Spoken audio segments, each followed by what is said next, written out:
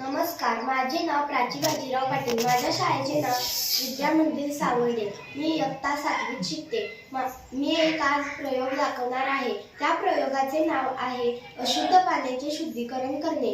यामध्ये आपण साहित्य बघूया. कोळसा, दगड, वाळू, कापूस हे सर्व साहित्य आहे. या साहित्यामध्ये आपण या दगडामध्ये आपण पाणी ओतूया. हे गढूळ पाणी कोळशात जाईल, कोळशामधून वाळूत जाईल, वाळूमधून कापसात जाईल व खाली स्वच्छ पाणी येईल.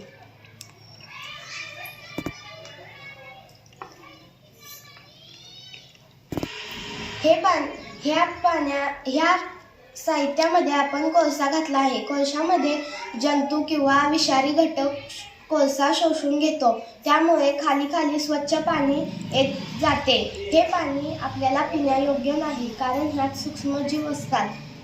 पण हे पाणी आपण इतर कामासाठी वापरू शकतो. धन्यवाद.